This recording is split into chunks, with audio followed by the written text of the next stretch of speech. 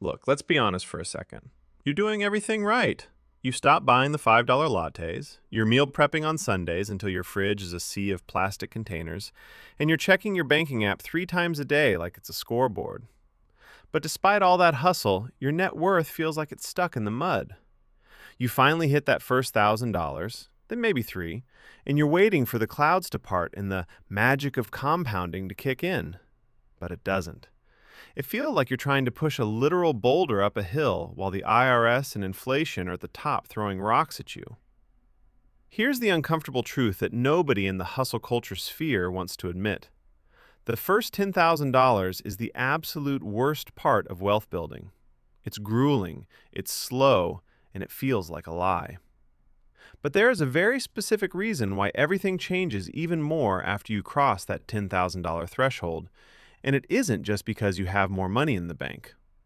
There is a psychological and mathematical shift point that happens at 5 figures that most people never reach because they quit when they're at $4,000, thinking the math just doesn't work.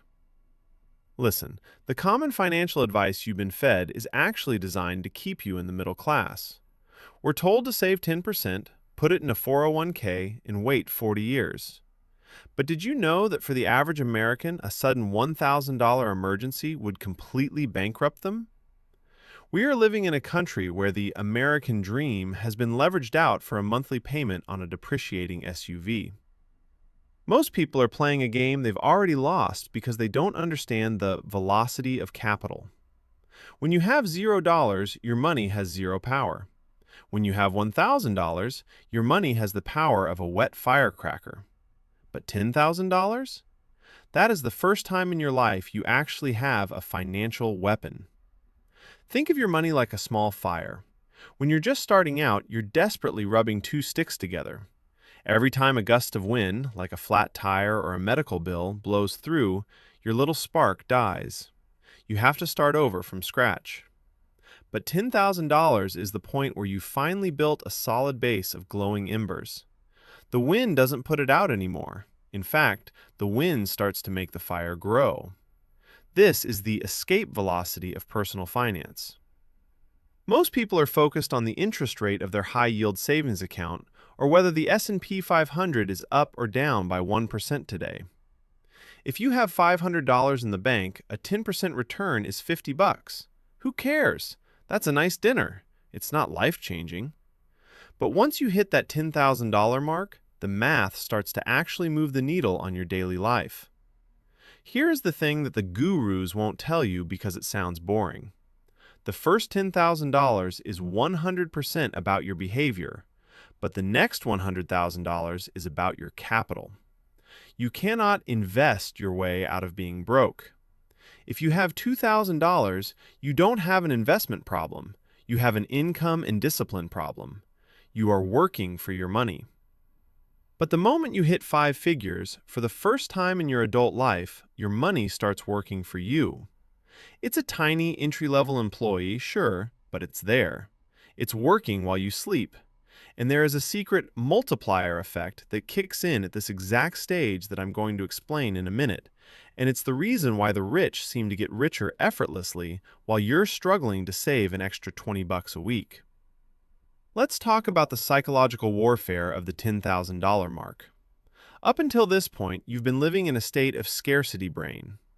When you have less than 10 grand, every decision is flavored by fear. Can I afford this? What if I get laid off? Can I fix the water heater? This fear causes you to make terrible long-term decisions because you're focused on short-term survival. You take the high-interest car loan because you need to get to work tomorrow. You pay the minimum on the credit card because you need the cash for rent. You are essentially paying a poverty tax. But once that $10,000 is sitting in a brokerage account or a high-yield savings account, your brain chemistry actually changes. You move from a defensive posture to an offensive one. You start looking at the world differently. You realize that you have FU money. Maybe not enough to quit your job forever, but definitely enough to tell a toxic boss to kick rocks or to wait for a better job offer instead of jumping at the first thing that pays the bills. Now, I promised to tell you about that multiplier effect. It's called asymmetric opportunity. When you are broke, you are stuck with symmetric choices. You trade 1 hour of your life for $20 of pay. It's a one-to-one trade.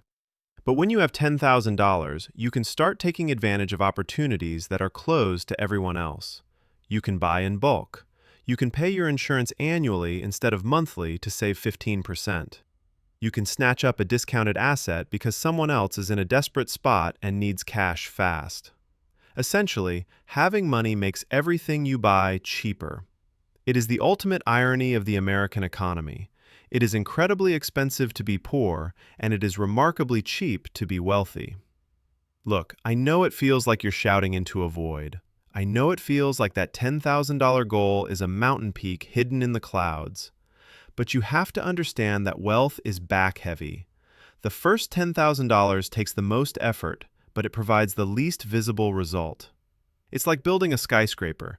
They spend months and months digging a giant, ugly hole in the ground and pouring concrete. From the street, it looks like nothing is happening. It looks like a mess. But without that foundation, the building would collapse at the first sign of a storm. Your first 10 grand is that foundation. Once it's set, the floors start going up incredibly fast. You need to stop looking at your bank account as a way to buy things and start looking at it as a way to buy your freedom.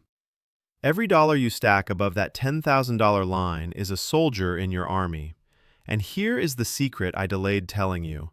The reason everything changes even more after $10,000 is because that is the point where you stop being a consumer and you officially become an owner. In the United States, the system is rigged in favor of owners.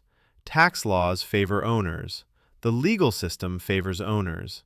Inflation actually helps owners by devaluing their debt and inflating their assets. If you are just a worker and a consumer, you are the one being squeezed to pay for the owner's party. So, what are you going to do? Are you going to keep complaining about the price of eggs and the interest rates on your credit cards? Or are you going to do whatever it takes to get to that first 5-figure fortress? It might mean taking a second job for 6 months. It might mean driving that beat-up sedan until the doors fall off. It might mean saying no to the guy's trip or the expensive wedding. It's going to suck. It's going to be lonely. But I promise you, on the other side of that $10,000 mark, the world looks completely different. The gravity of poverty starts to lose its grip on you. Listen to me. The time for trying is over. You need to get obsessed. You need to treat hitting that $10,000 mark like your life depends on it, because in this economy, your quality of life absolutely does. Don't wait for the new year. Don't wait for a raise. Start today. Go through your statements, cut the dead weight, and start moving that needle. The math doesn't lie, and the math says that once you hit 10,000, the game is finally yours to win. Go out there and take it.